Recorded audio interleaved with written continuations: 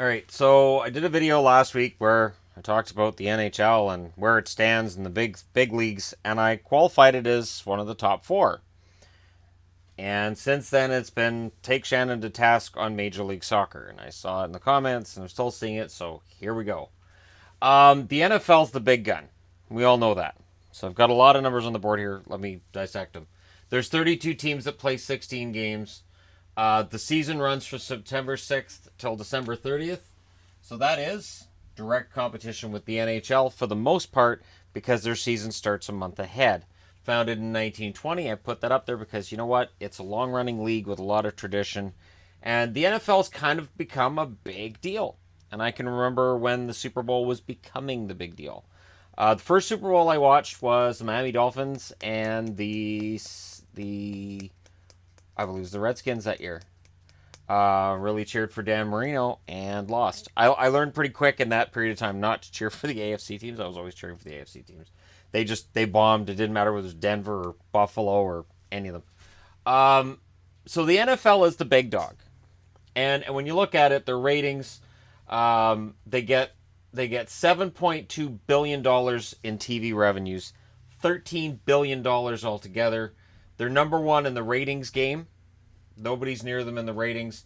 In attendance, average attendance per game 67,396, and their attendance has gone up by 5% over the last 8 years. Actually, this was in 2017. That's 8 years. In an 8-year period of time, because this was for 2017, not 2018. Salary caps, well, the NFL's at $155 million salary cap. That's pretty darn good. Second place is Major League Baseball, 30 teams, 162 games. Their season runs from March 29th till September 30th. Founded in 1930, and I don't consider Major League Baseball to be a rival to the NHL.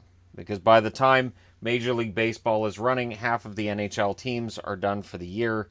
And if you get into the second round and beyond, odds are you shouldn't be competing for that same dollar with Major League Baseball. Using Philly as an example, if the Philadelphia Phillies are playing and the Flyers are playing in the second or third round, people are likely going to see Philadelphia Flyer games in numbers high enough that you don't really have to worry about, oh no, there's a baseball game that night. So Major League Baseball is number two, and if you look at their TV revenues, $1.5 billion, $1.5 billion, their overall revenue is $9.5 billion. Attendance, 30,042, and their attendance has gone up by 1% over an 8-year period. Major League Baseball is still a massive force, and those 162 games are too many to me personally as a fan. I've always felt that way. And you know, I would always pick and choose which games I watched when I watched baseball. I don't really watch it anymore. But I don't consider them to be, as I said, a rival to the NHL. The NBA, here's your rival. 30 teams, 82 games, same schedule as the NHL. Season starts October 17th, so that's about 2 weeks after the NHL schedule. It ends 4 days before the NHL schedule ends, or 4 days after. That's your bye week. For the NHL, that's your bye week right there. That's what that does. What it does is it causes NHL playoffs to go directly up against NBA. The NBA came in 1946. They generate $2.6 billion in TV revenues. Overall, $5.2 billion. And for TV ratings, they're number two. They're ahead of Major League Baseball. And I remember when the NBA was below the NHL. This right here is where the NHL has lost. And I hear people talking about, well, you know, it's cultural or it's minorities. No, it's marketing. It's marketing, and it's making the game accessible for everybody. If you want to go out and play football, you grab a football, you find a field, and you play football. If you want to play baseball, you get a baseball and a bat, a couple gloves, and you're good. NBA, basketball, there's basketball hoops everywhere. In Canada, there's basketball hoops everywhere. You can get a basketball for dirt cheap. Soccer, you grab a soccer ball, you go out and play soccer. NHL, if you want to play ice hockey, it's complicated. And the season running at about the same period in time as the NBA is a problem. Now, this is where it gets funny. So the NHL is going to 32 teams, and people say, well, you can't go over 32. But we're already ahead of Major League Baseball and the NBA. And it doesn't matter that the NBA has a $94 million cap and the NHL has $75 million. So the NHL generates less money. The NHL has $600 million from its TV contracts. Rogers spends a lot of money on hockey, and remember, all that money goes into the same pot. 3.7 billion overall, as opposed to 5.2 billion for the NBA. The NHL ratings are fourth, behind Major League Baseball. The fact that baseball's behind the NBA mildly surprises me, but I chalk that up to the 162 game schedule. There's going to be games during the middle of the season people aren't watching. I would think that once the World Series rolls around, those are huge games. Attendance. This is where it gets interesting. The NBA, 17,884, has gained 2% over that 8-year period from 2009 to 2017. The NHL, 17,422, had a gain of about 100 per game, 0% overall. And that's just, near capacity for a lot of arenas. CFL, the CFL's on this board because the CFL was listed on the page I was looking at.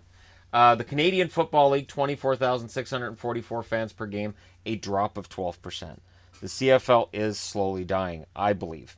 CFL has $40 million a year in its TV revenue and $200 million overall. And I mention it for a simple reason. The NFL is this gigantic behemoth.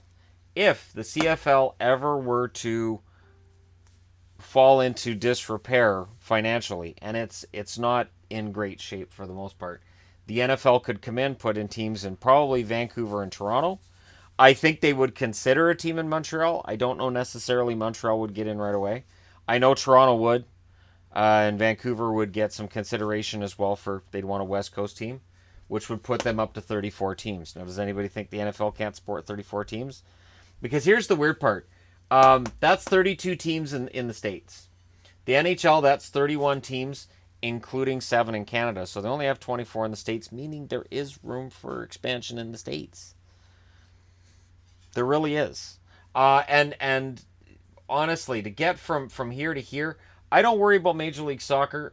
Their overall TV is what it is. Their salary cap's $4 million.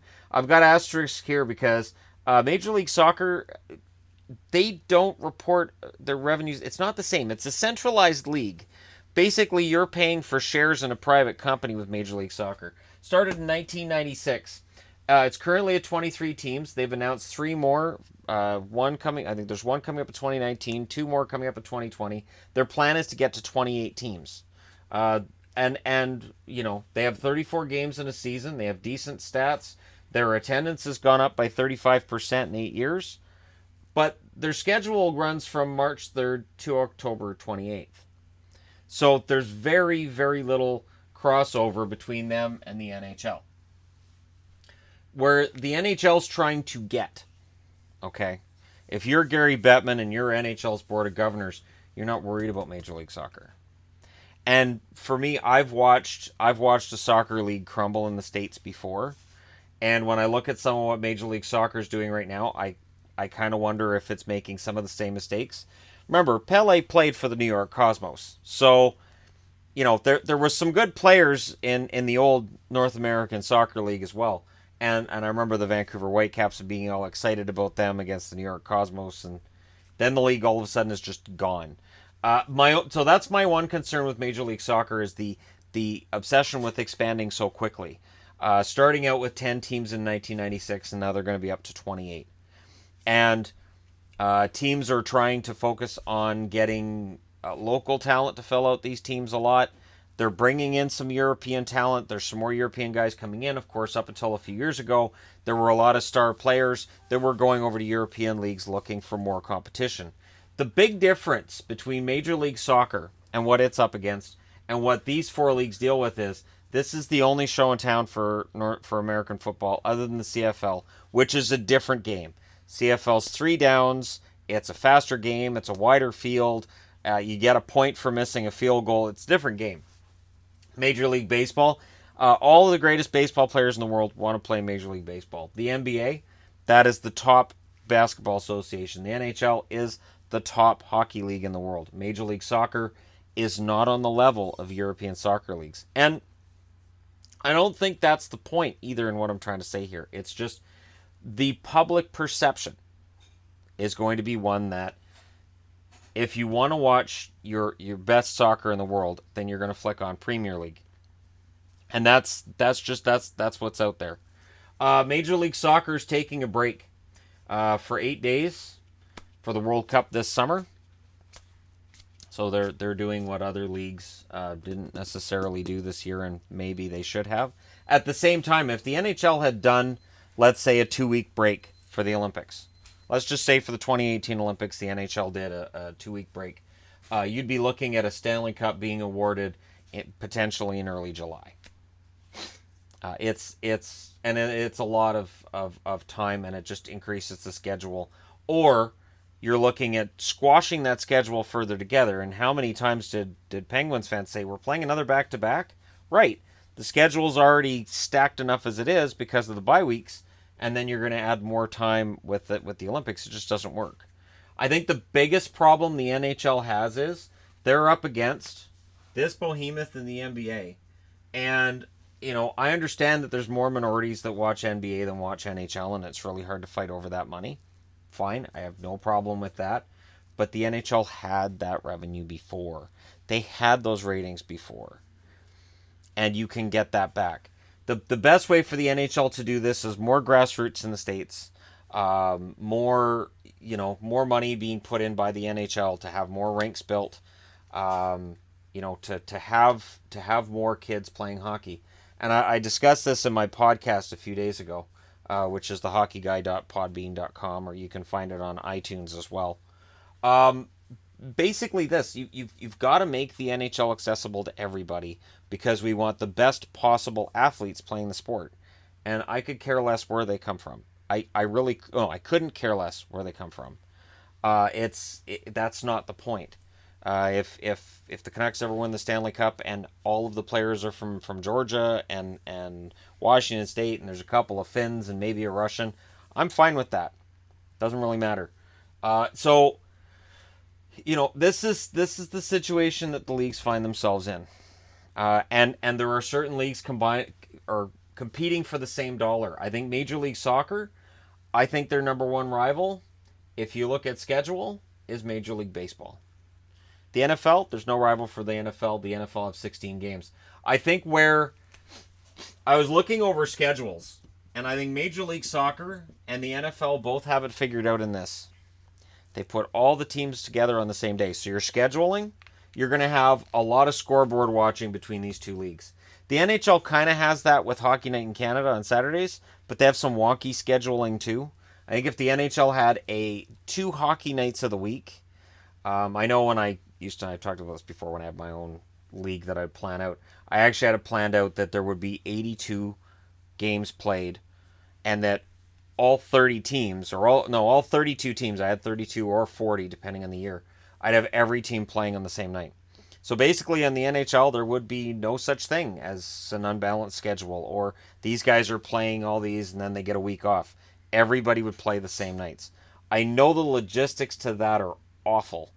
I'm just saying if the NHL could find its nights of the week and make it seem really important, I really think they can make some inroads.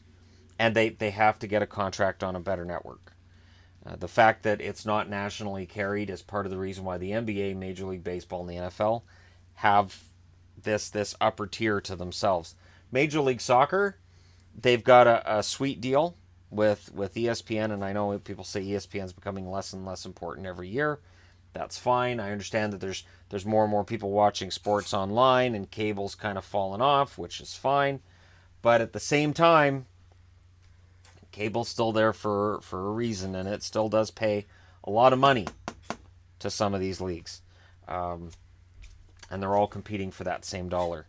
But again, if you look at leagues that are competing, it really comes down to the NBA and the NHL. And when you look at it, right now we've got the Stanley Cup Finals between Washington and Vegas, and in the NBA, you've got Cleveland against Golden State. Those are 4 different markets for 2 different finals, and honestly, the NHL's ratings are pretty strong in this year's playoffs. It's tough to imagine them getting up to the level of an NBA, but they've done it before. It's education.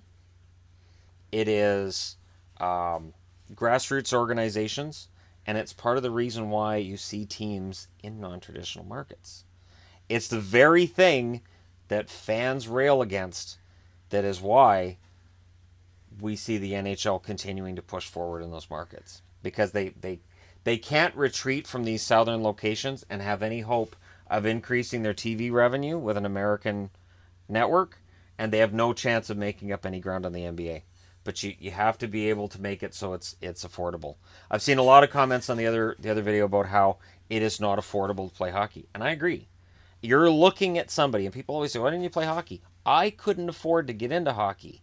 I couldn't afford it. My mother couldn't afford the equipment. She couldn't afford the fees that you had to pay to be part of the teams.